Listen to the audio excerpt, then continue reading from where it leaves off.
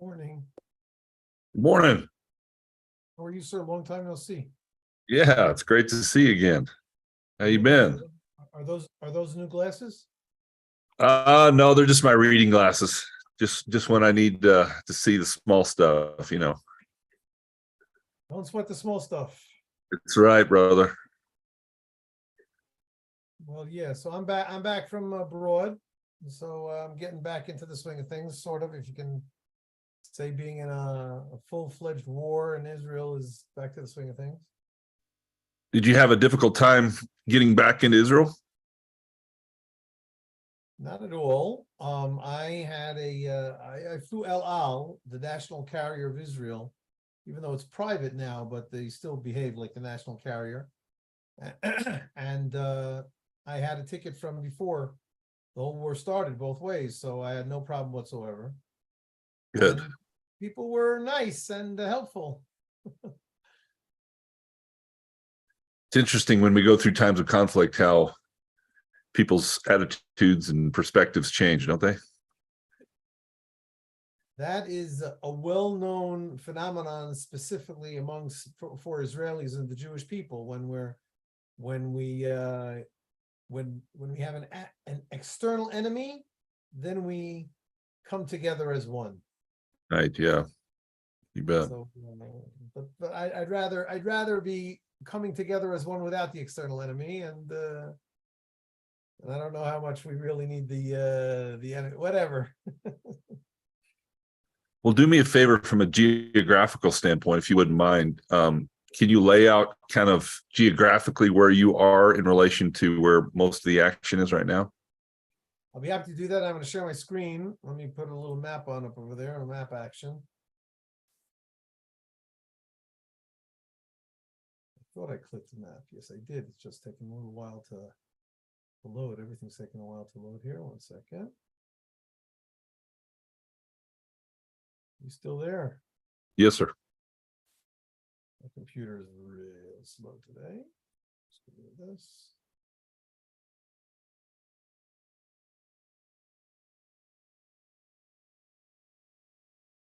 Yeah.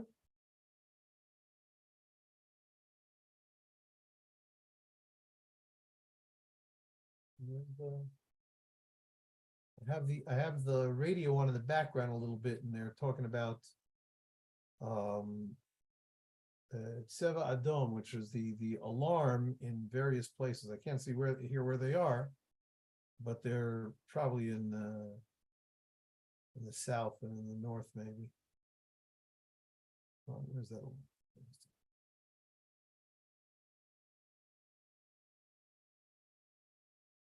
Oh, I don't know what's going on here.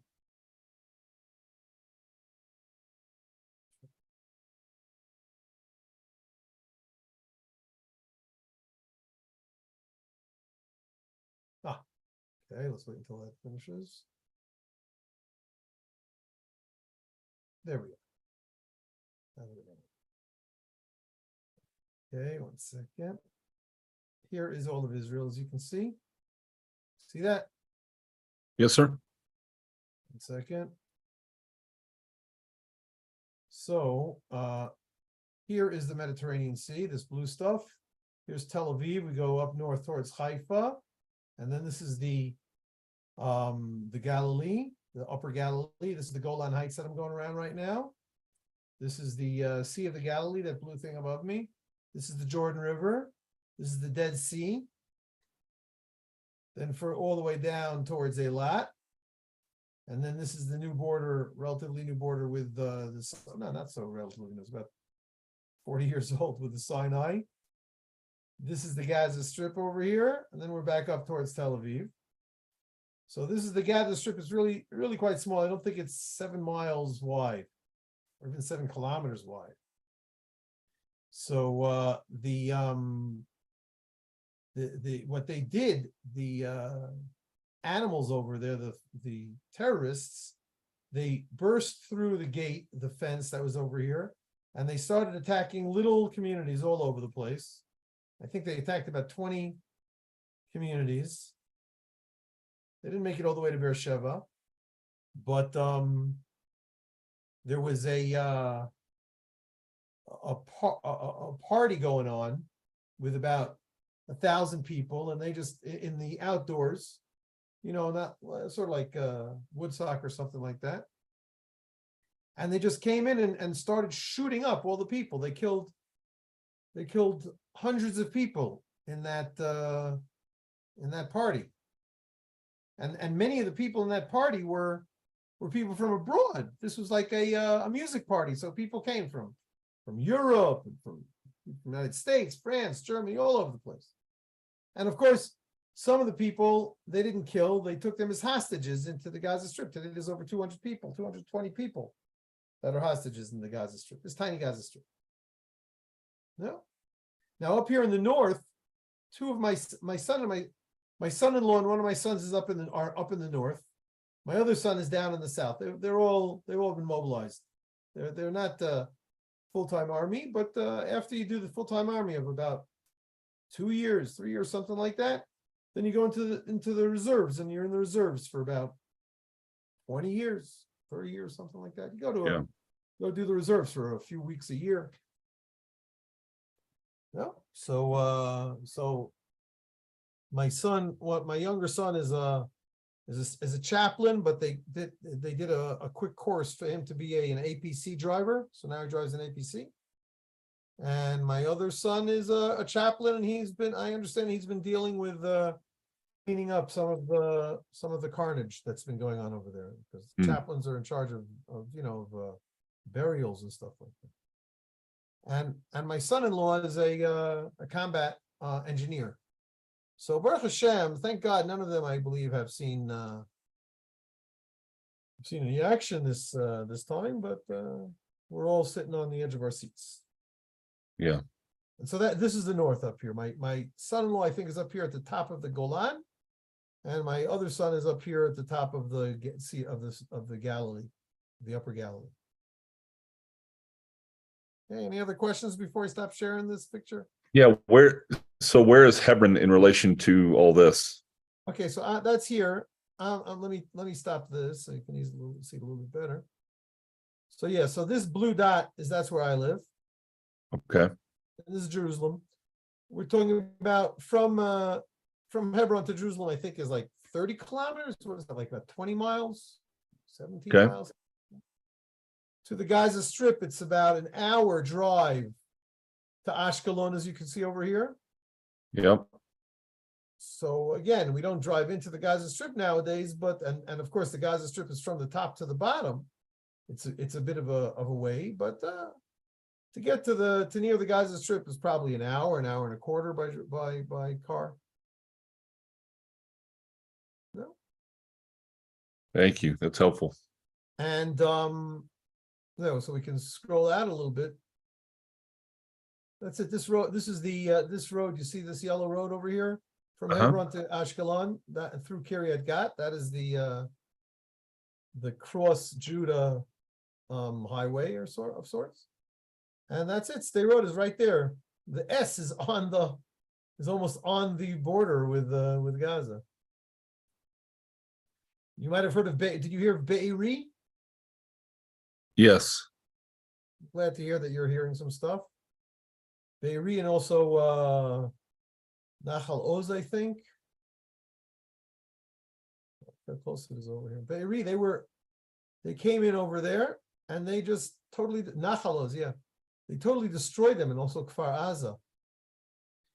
There were about 400 people living there, and they killed about 200 of them. Unbelievable. Yeah. Unbelievable. Absolutely horrible. What's the mood like of the people in Hebron? What's it look like? So I'll turn this off now. We're trying to keep a stiff upper lip. I just returned from the United States yesterday, so I was a little bit out of it, and I'm still a little bit out of it. This afternoon, we held a full out Army and security team and communications exercise. I hope you followed that sentence. So I'm ordinarily on the emergency communications team. So this was supposed to be an exercise for me, but since I only got back yesterday and I had a lot of things that I had to do, I had the meetings like with yours now. So they let, and for 2 weeks I wasn't here. So they let somebody else run the exercise. I think that and we've got a lot of men and older boys in the army mobilized.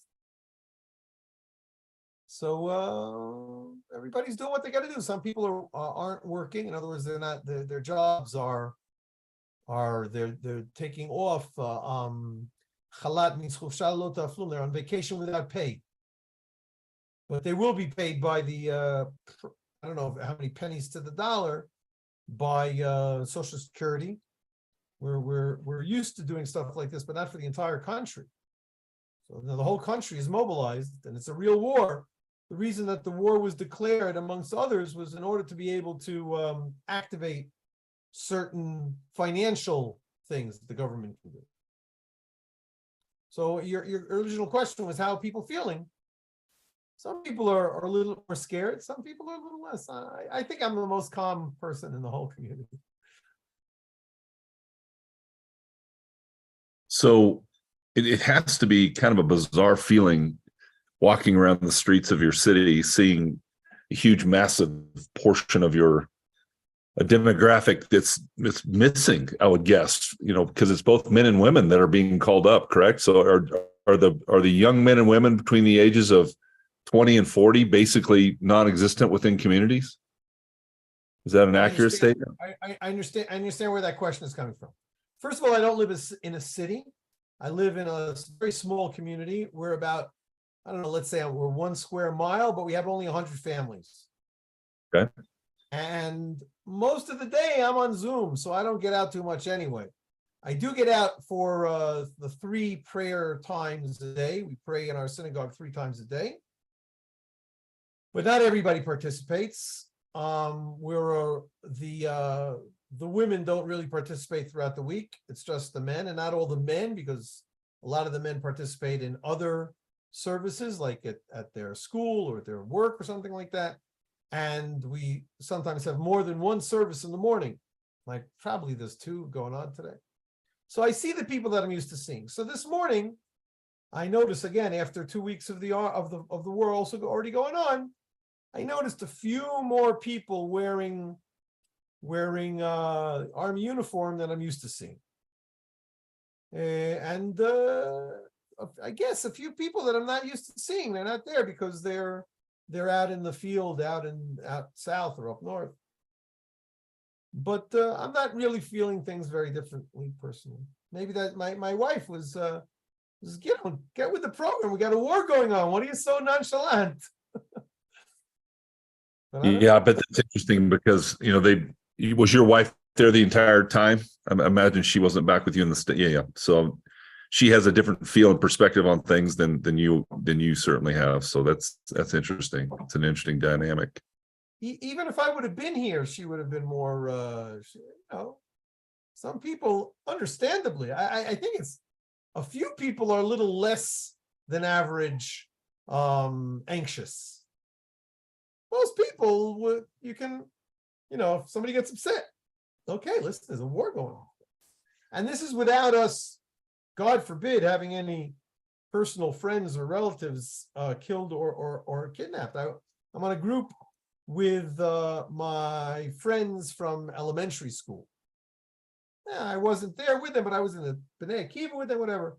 So we're about 30 people my age.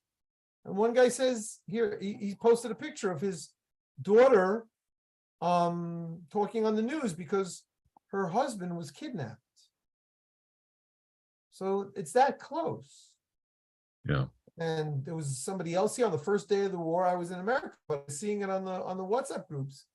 Somebody from the community went to visit, not from our community, from Kiryat Arba, about 10 minutes away from here, a larger place with about 10,000 residents. But this lady who had moved to Kiryat Arba a few months or years ago, not a long time ago, she went to visit her daughter or something like that down south, and she was killed because it's not like, you drop a bomb, because if they drop missiles, we already know how to deal with that. We have safe rooms, we have the alarm system, we have the what's it called? I don't remember what's it called in English. Iron Dome. Pardon me? The Iron Dome. The The Iron Iron Dome that it can figure out by the projection, the trajectory of the rocket that's coming over, where it's going to land. If it's going to land somewhere that is painted blue that people live in, or a road, then it shoots it out in the sky. But if it sees it's going to land in an open field, or in the ocean, or in the sea, then it just lets it land there. It's not going to hurt anybody. So that saves money. Anyway, so for the kind of thing that we've been used to, them shooting rockets, maybe a handful of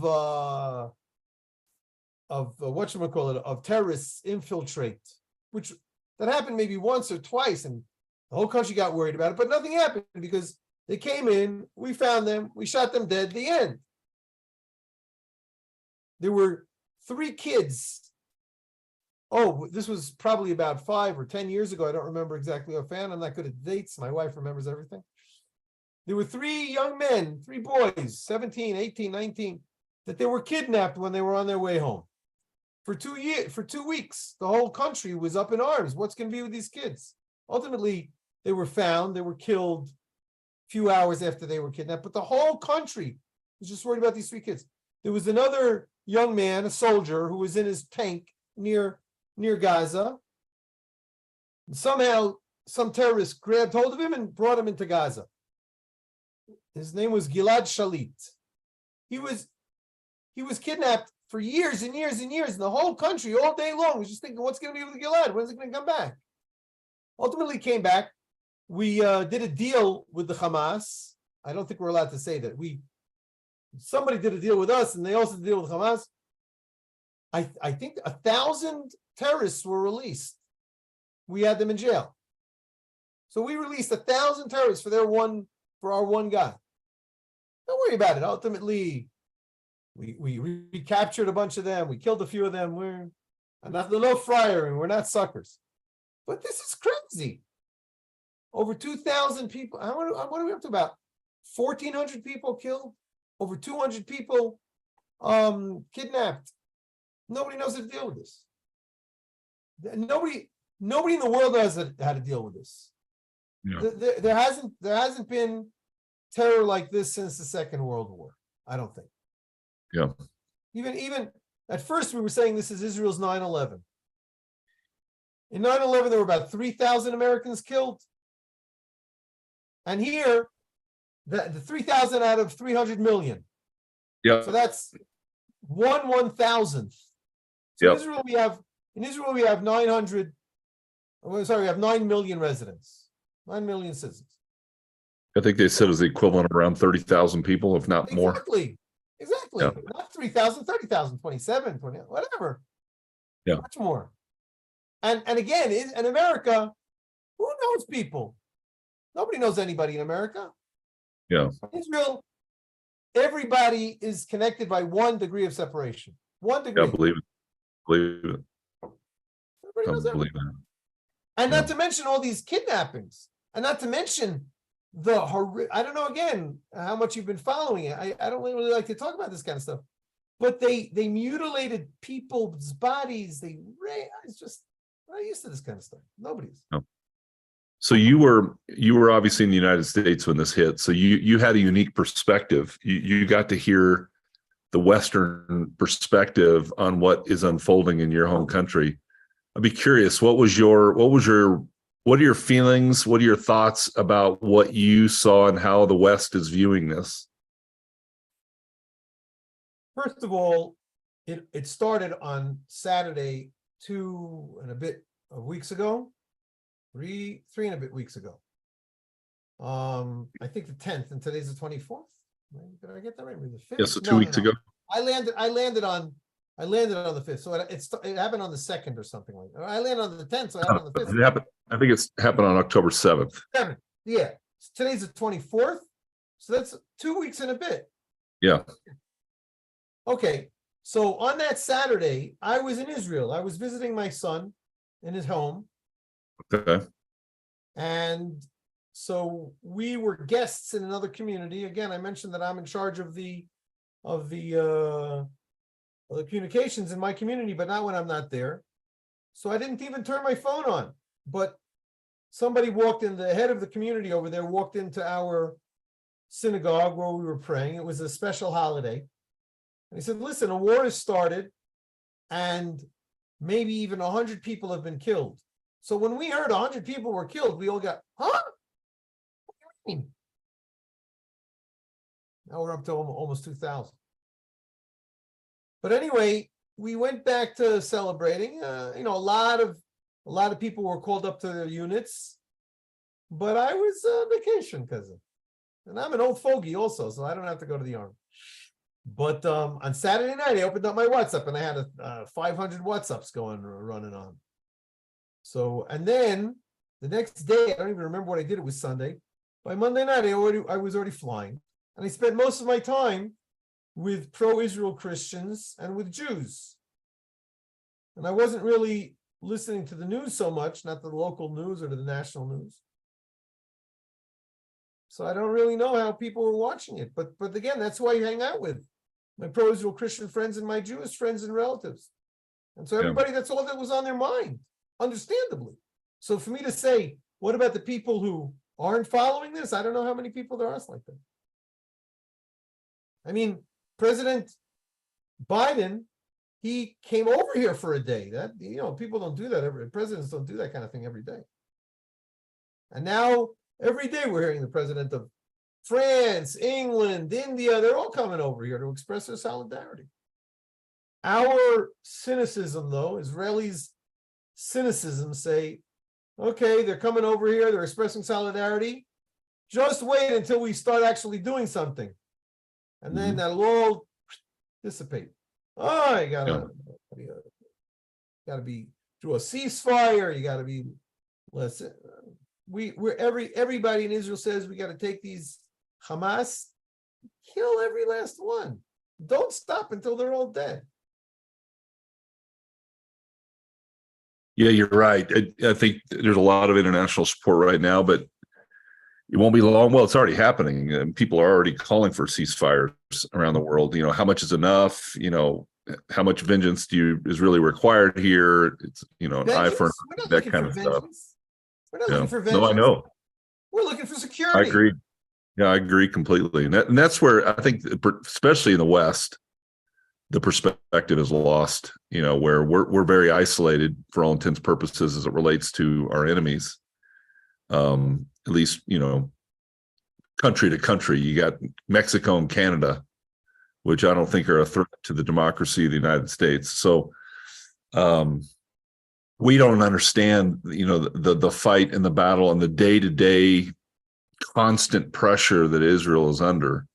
And so it kind of makes me not laugh in a humorous way, but laugh in almost in a sad way when I hear people talk about it's time to, put down the arms. It's time to work for peace, and people just don't understand the constant pressure that Israel's under. The word peace is a lovely word.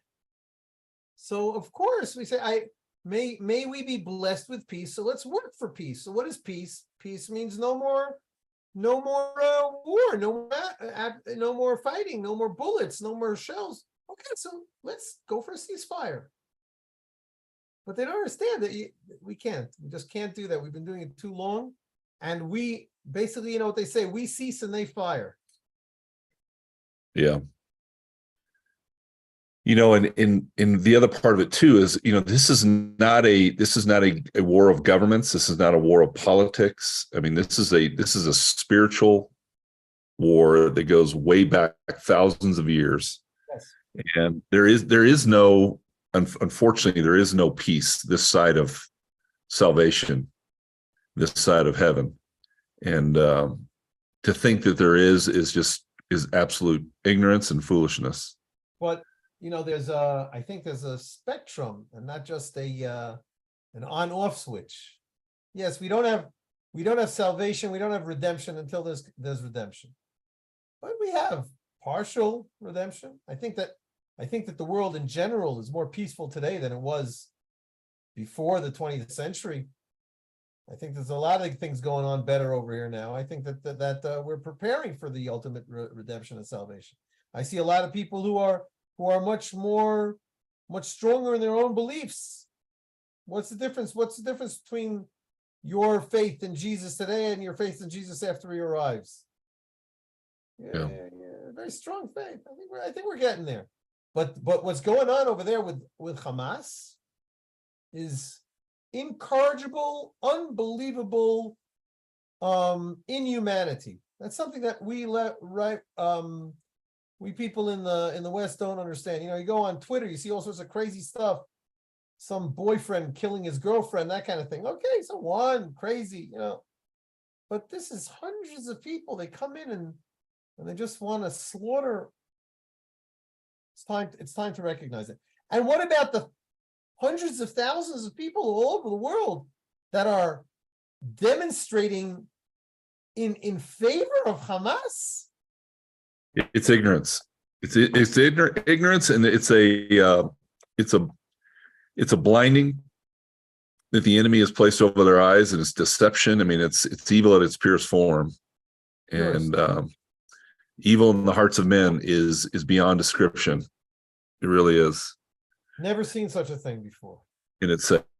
It's sad. Certainly in our lifetime, we have not seen such a thing, right? It's insanity. I think it's going to get worse all over the world with all these demonstrations before it gets better. No, I couldn't agree with you more. Like you said, as the one thing I think I know about Israel is they're resolute, and when they say they're going to do something, they're going to do it. And I don't see anything short of the complete annihilation of Hamas.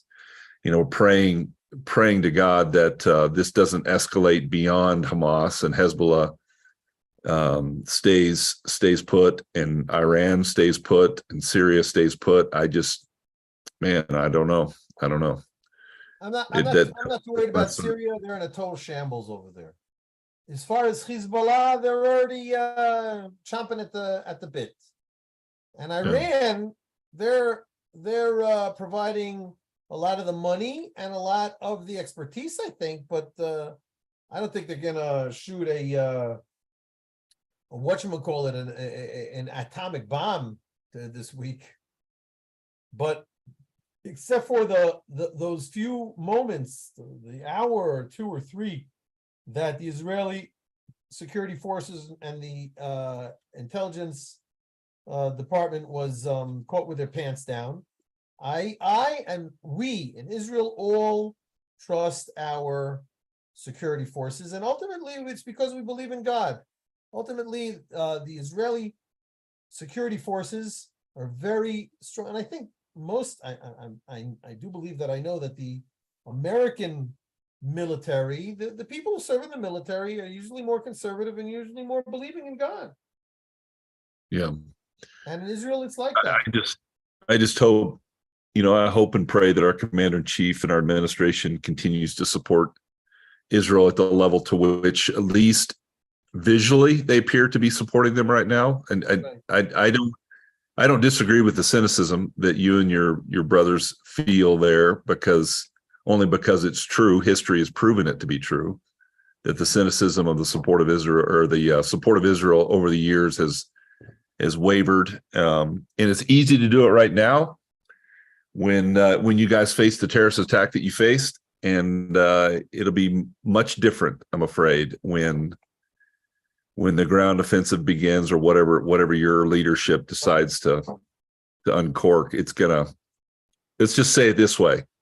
And you kind of alluded to this a little bit earlier. You talked about the faith of people in multiple countries and how it's increasing. I'll say this: what I think times like this do is it shines the light, and you can't hide any longer. People are going to be forced to make a decision on where they fall on this topic against evil. And I think we're going to be surprised by who surfaces and who runs away. That's what I say. And it breaks my heart, but it's also a sign that we're getting nearer and nearer to end times, because things are going to continue to get darker. And the great thing about darkness, if there is anything good about it, the great thing about darkness is when there's a light in the presence of darkness, it makes a greater impact. And so, for those that are standing and walking with God, this is what an amazing time to be alive. And it gives us a huge responsibility as leaders in our communities to stand up for truth. And no longer will you be able to hide behind the veil of indecision. Those days are. I don't know about that. I see most of the people in the world, they're just trying to find the best reception on their TV and a cheap bologna sandwich. I agree. Aren't paying too much attention to this kind of thing. Well, but what you're going to find, I believe, Gidon, is I think those days are coming to an end. I think because this has not truly impacted the United States yet. Ooh. We have a couple battle groups sitting in the Mediterranean. We're throwing money at it, which we just seem to be printing more and more money, which is amazing what's going on with that. But we're throwing money at it. We're throwing weapons and supplies, which is all wonderful. And we need to be doing that. But what happens when we get punched in the face? And, we saw what happened at 9/11, and we'd already talked about it. I mean, you can't even describe the two events. As horrific as 9/11 was, it's not even comparable to what you guys just went through. And so what happens when something of that scale hits the United States? And most people, to your point, are sitting back with ignorance, saying, I need to get a better cable station, or I need to, figure out how I'm going to be able to stretch my dollar in these tough economic times. What happens when, we have open borders right now for all intents and purposes? We have 2 million people that are called gotaways. That's how they label them. That's 2 million people that they're aware of, that they label as gotaways, that they have no idea who they are, where they came from, what their identity is. I mean, it's just absolutely, that's insanity. I mean, you're looking at me crazy, and you're right. You should be, because Israel would never do anything like that. But yet that's what our administration has chosen to do. So who are those people? How are they organizing? And at what point do they? I don't know where they are. They could be anywhere. They could just get on a Greyhound and they're on their way. Well, to add insult to injury, in some cases, when we're actually we're giving people phones, we're putting them on airplanes, we're flying them to cities around the United States. So it's almost like we're aiding this cause. So just play the scenario out, okay? So the Ezekiel 38 war. Just one second. They get on phones and put them on planes without identifying them? Saying, no, these are the ones that they process and they identify. And another 2 million gotaways that they didn't process. On top of that, correct. And so, you talk about prophecy, you talk about Bible prophecy, you talk about Ezekiel 38. Two things have to happen in order for the Ezekiel 38 war to be fulfilled. One is Damascus has to be destroyed, which obviously has not happened. Why is that? The other is, why has it not happened? Damascus, the city in Syria? Yeah. Well, I guess it depends on how you define destroyed, right? Exactly. Is it in a state of chaos, or is it? I think that I wouldn't want to live in Damascus. Yeah. So again, it depends on how you define it. I think it's utter destruction.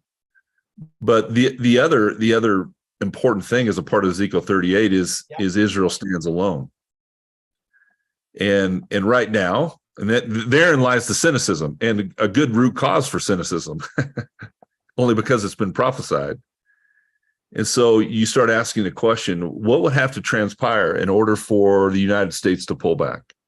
Well, I could paint about 5 or 6 different scenarios that could happen in the next 24 hours that would cause those battle groups to pull out of there really quick. So you pray to God that that doesn't happen, and it's only by the divine protection of God that that hasn't happened at a level since 9/11 for the last 22 years. I mean, it's literally by the grace of God that that has happened. But how long does that extend? I don't know, my man. I don't know. Well, as an Israeli, we again, you also said before the end times are coming. I say the end of the end times is coming, because I think we're way smack in the middle, maybe even towards the end of the end times, I think. And I'm an optimist. And I think that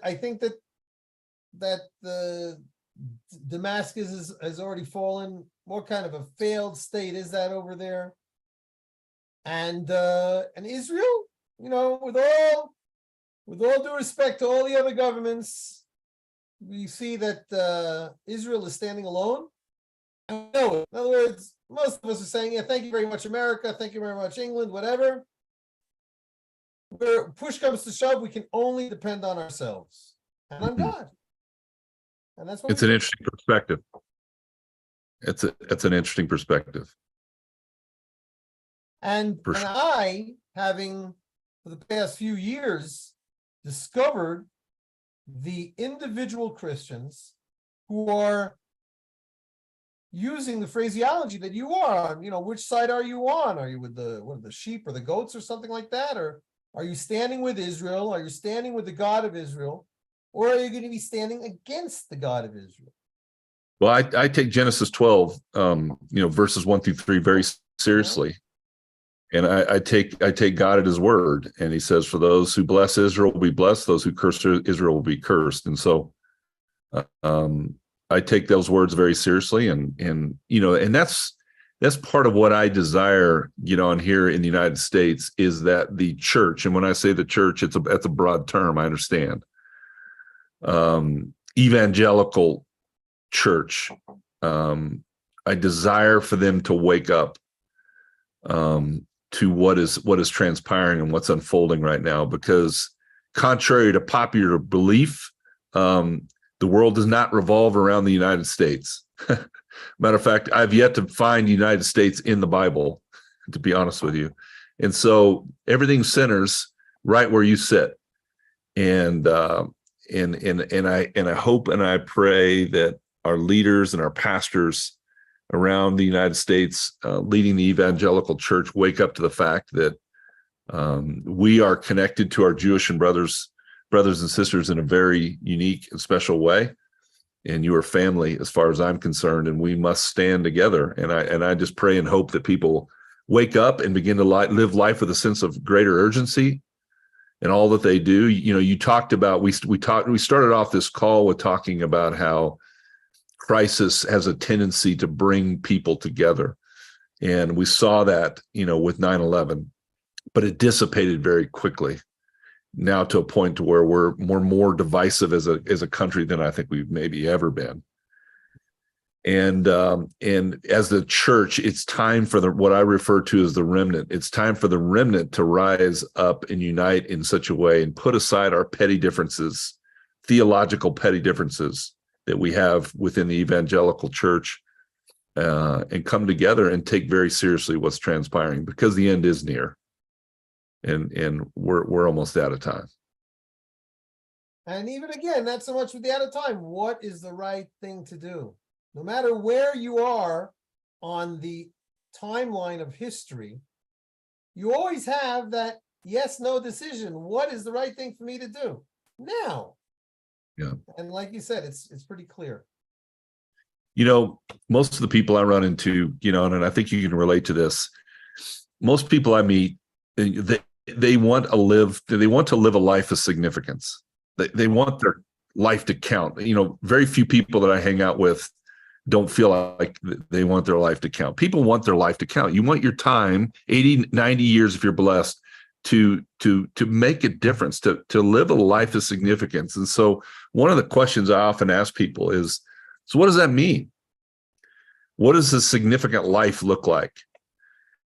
And you know what the world tells you. The world tells you a significant life is, man, you get all out of it that you possibly can. Whatever you can extract from the world, that's a life of significance. It's generating significant wealth. It's having multiple vacation homes. It's able to buy whatever you want to be able to buy. It's having influence. It's having your name on a building. It's whatever it is, right? How we choose to define what a life of significance looks like. And I tell you, what I believe to be true is this: the only thing that's significant is the things that last for eternity.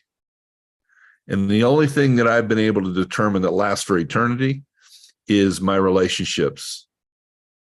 And so therein should lie the priority of how we're going to live a significant life. I'm going to live a significant life if I invest well in the relationships that God places before me, because that's the only thing that's going to last. And so I think that's what you see. I think that's wired within the hearts of men. I think God has wired that within all of us. And so I think it's times like this, that's when we need to pursue those things that are most important, which are relationships. I agree. My sig line is: happy are those who have discovered that the secret of life is to be nice to others. Jeez. Building those relationships, and that's what counts. Isn't that the truth? What we try to do. Well, at this time, what is there anything we can be doing for you besides prayer? Obviously, anything we can be doing to help you get on there in your local community? My wife is running a fundraising campaign to raise funds for security and emergency medical needs for our community. So I can share that link. Let me try to find it. 1 second. I haven't been focusing on it too much. And 1 second.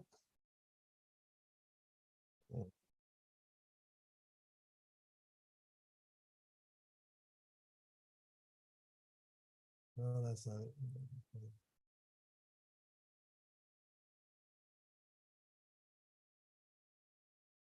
There it is. Second. I'm going to share this with you. Copy the link address here. I'm going to put it here. 1 second.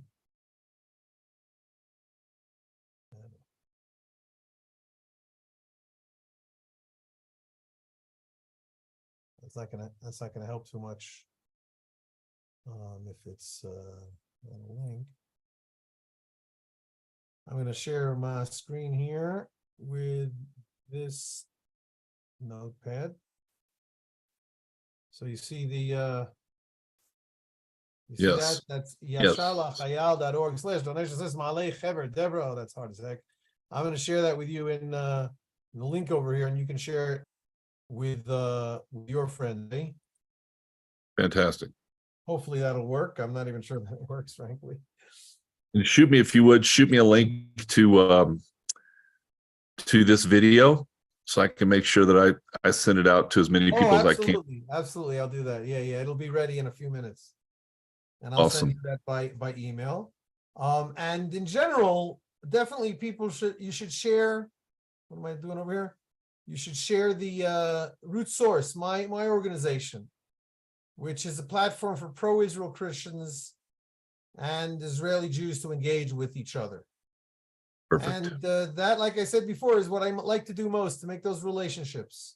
And anybody who God is putting on their heart to try to find a Jewish person for them to build a relationship with, well, I've got at least 24 hours in a day, and my calendar is not yet full, and I'm happy to have meetings like this. You and I have meetings like this once a week. Certainly, to have a shorter meeting once is something that people can do. And by for sure, send me an email and say that you heard about me through my meetings with Hutch, or Hutch encouraged me to reach out.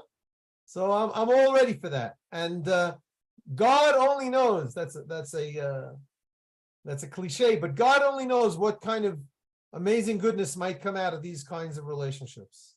Amen. Well, my brother, we're standing beside you. We're praying for you, and thank you for taking the time again this morning to spend time with me. Thank you very much. We've been meeting on today's Tuesday. So let me check. Yes, sir. take a look at next week. Yeah. We're still scheduled for next week with God's help. Yes, sir. Yes, sir. Okay. Hopefully I we'll look be able to forward talk to about good news. Let's hope so. Take Amen. care, my friend. Okay. Tודה רבה. Shalom, shalom. Bye.